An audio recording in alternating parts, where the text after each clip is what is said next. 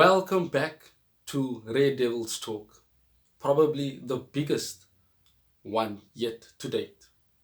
The preview to the FA Cup final against our city rivals in Man City. And trust me, I have been dreading this preview, not in a bad way, but in a good way that gives you goosebumps. There will be a bit of barking in this video. I'll outright apologize for that. But nevertheless, we continue, and that's kind of how we're going to have to look at it tomorrow. We're going to be up against Pep's dogs, if I have to put it that way. And we will have to be strong in the game. It's going to be a tough game. But we know that we can do it. We know that we can win. As I said previously and countless times before, we have won them. Most notably the 2-1 win at Old Trafford. But I don't want to talk about the past, because if I'm going to be doing that, we're going to be speaking about them potentially equalizing the treble that Sir Alex done in 1999. We find ourselves in a position to stop that. And of course, it comes down to us ourselves having to be the ones to do our job to stop them, to be the ones to stop them. It clearly comes down to us to secure and save a legacy that has been set years before. But not just that will be spoken about today. We'll speak about a bit of transfer news as well, a bit of an update on Mason Mount and Erasmus Hojlund, who, in my opinion, should be on the back burner in terms of news. It has to be all about the FA Cup final. It's massive. It is the most biggest game for all of the players, all of the staff members. And it has to be said that there will be pressure. Not just on the players, not just on the staff, but if you do not feel the pressure as a fan, then you are probably not a Manchester United fan. Because a lot is riding on this game, and there is so much consequences for if we lose. But I don't want to think about the factor of us losing. It just creates this sickening feeling in my stomach, the consequences of us losing that game. But we're not going to lose it. I don't want to think about it. No, we're going to win. I believe that we can win. We have the tools to do so. And I'm sure Ten Hag will have the plan to stop City. And not just to stop City, no, for us also to go and win.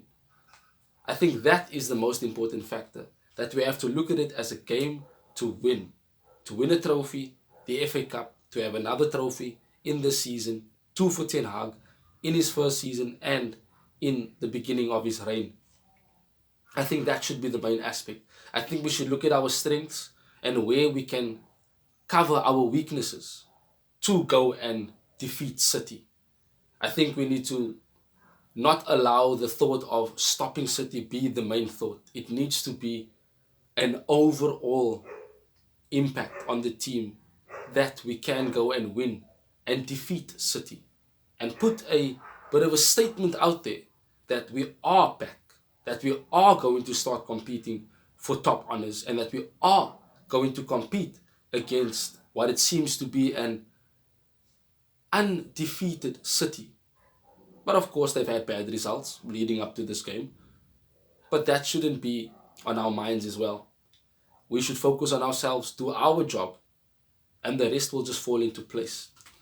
But let's speak about a bit of the transfer news before we get into a more detailed build-up to this FA Cup final.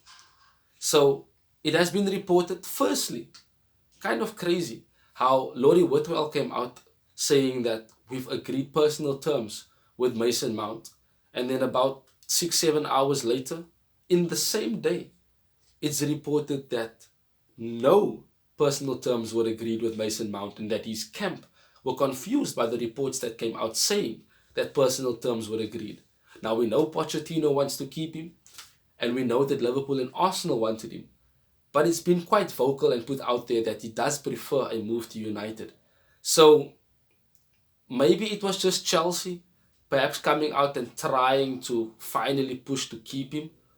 But with it being said that he was emotional in his last game, and with him not being quite good this season for Chelsea, I think it does look like he is going to leave. And I think with us having Champions League football, I think that also allows us a bit of an advantage in signing a player like Mason Mount.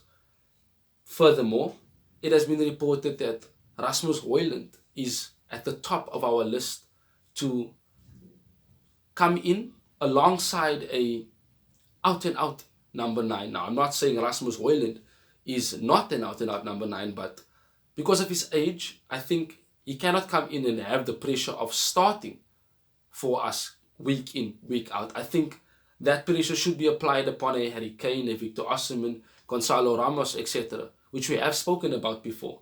So I think that would be seen as a second striker to come in, to perhaps come and compete and be an understudy.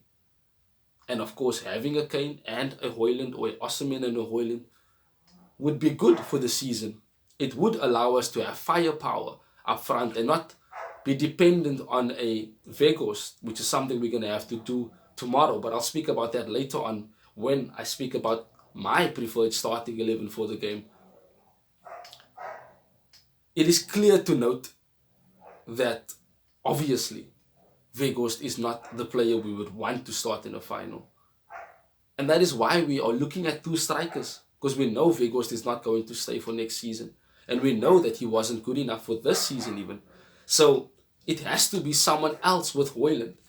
And if Hojlund is the only player that comes in up front for us, alongside other targets like a Mason Mount, a Declan Rice, Kim Min-jae at centre-back, etc., then basically we will have to trust Ten Hag at that. Of course, we've seen Rashford rotate as a number 9 in various games, but he's not an out-and-out number 9, and he's better on the left-hand side, more so than he is on the right. Again, we've seen Sancho come alive on the right-hand side, where he spent most of his time in Germany. But again, we can't rely on Marcus Rashford as a number 9. That is why we need 2 strikers. Because again, should Harry Kane, should a Victor Osimhen, or whoever might come in as a number 1 striker to start for us, he will need competition. He will need someone that will push him to be at his best week in, week out. And the person behind him, in Erasmus Hojlund, in my opinion, being a United fan, can come in and push to start. He hasn't been playing that much at Atalanta and definitely can improve and basically be the number 9 that we need. He has it all. A first touch, brilliant movement off the ball, good pace to run in behind, makes amazing movements in the box to receive the ball, not just to tap it in, but also to allow link-up play, and he's good in the air as well. We've seen this. And I think with the likes of coaching that we have, the Benny McCarthy, of course, Ten Hag himself, we surely can improve him and make him a world beater. But that's all transfer news and speculation. Of course, it is credible news. That is a fact. We have to accept that. And with Hojlund also getting the same agent as Ten Hag, SEG, that makes transfers even smoother between us and Hojlund. So the fact that Mason Mount is being looked at urgently in the beginning of this window, it hasn't even opened yet, and Hojlund shows a different side in our transfers. So perhaps we are moving forward in that regard as well. It's not just on the pitch that we are seeing improvement, but it has to be encapsulated and, shall I say, started off with the win tomorrow. And I say the win because, again, I'm going to stand here and I'm not going to be delusional. No, I believe that we can win tomorrow if we play our cards right. If we continue and do what we did in our big games. Because Ten Hag has beaten all Big Six teams this season. So it's not far from us to not win this game. No, we can. If we are dogged, if we press them well enough, if we fight, if we show determination, if we show a sense of good marking, good defensive structure, and clinical in the attack when we get our moments, we can win. That's a fact. I don't think that anyone would argue with that, with the likes of Rashford and Bruno in our team, etc., that can be deadly when given an opportunity. We've seen Bruno and Rashford do it plenty of times. So it can be done. It is going to be interesting what type of team Ten Hag would go with, because it has to be the right team from the start. If it is not, we're probably losing this game early on. If we are able to stay in the game, and I say stay in the game, but not hanging in there and defending with our backs against the wall, no. I say staying in there by being defensively sound, by knowing exactly what to do and doing it well. Staying in your position and executing your position well. I, for one, believe that we've already done that, and that was the game at Old Trafford. So the same mindset, the same type of game we play, but on a higher level.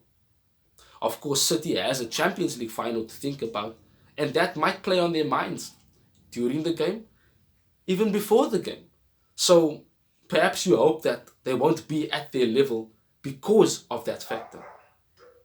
But on the other hand, you also expect them to be at a high level because of how they have been playing and because of the manager that they have. But as a starting 11, for me personally, I would go with De Gea in goal, obviously. And for the back four, Wan-Bissaka at right back, definitely. Varane, of course. And I would partner him with Luke Shaw, because he is left-footed, and to allow that defensive balance on the left-hand side. And also, at Old Trafford, him and Varane kept City quiet. Haaland had no chance. Shaw did quite well, and Varane did excellently well. So the two of them can do that again, and even better, they have a very good understanding. There is good pace in there. Shaw is quite good in the air, likewise Varane. So that is a good defensive partnership to start with against City tomorrow. And I know a lot of you are thinking I'll probably put Delo at left back, but I'm going to start Malacia simply because defensively he is better than Delo and can provide us a bit more bite in the tackle on that left-hand side. In midfield, I would go with Casemiro and Fred. We need energy, we need tackling, we need doggedness, we need to be able to press them. And I think Eriksen would not give us that, no. I think it has to be Fred alongside Casemiro to provide that running energy in midfield so that we don't get overrun in midfield. Of course, my front four, Bruno in the 10, Rashford on the left-hand side, Sancho on the right, where he has shown fantastic form as of late. And because of Martial being out, I'd start with Weghorst, simply because I know he would provide us a press from the front. I know we would see energy and commitment from him. And he is tall enough to at least cause an upset with City's defenders should we decide to go long. And he can be a bit of a fighter, a bit of a bully, and that will come in handy in a game where City would want to keep the ball and be pretty about it. And for the second half, that allows us to put Rashford forward and bring on a Garnacho to allow for more attacking impetus in the second half should we need a goal or should the game be 0-0. And we need extra energy, and we know Garnacho can provide that from the bench with the no fear that he has been playing with. So it's going to be an interesting game, a scary game. It's going to leave us with lots of oohs and ahs, lots of anxiety, tears, should we win or lose. But I believe that we can win. I believe we are going to win. I have to believe that. I'm a Manchester United fan. And I have to believe that based on the final, based on what's actually being put on this game, we can win. And I think that is the mentality of the players. It can only be the mentality of the players. They cannot think anything else other than a win. They have to go out there and fight. Simple as that. They have to fight and fight and fight and get their just reward for showing commitment and determination. We will back them, we'll support them, and we will expect them to give City a run for their money. We will expect them to run and attack and, if I have to put it out there, kick City. I think it's going to be a bit aggressive as well. I think there will be a few nasty challenges here and there. But that's a final. That's a Manchester derby. We're used to that and we expect that. But that's tomorrow. Enjoy the rest of your day. Ensure that you're watching the game tomorrow. I'm looking forward to it, but also trading it. Very nervous about it. But thank you for joining me in today's video. Of course, subscribe to the channel. Drop a like if you like what you've heard. And of course, see you in the next one. Bye-bye, Red Devils.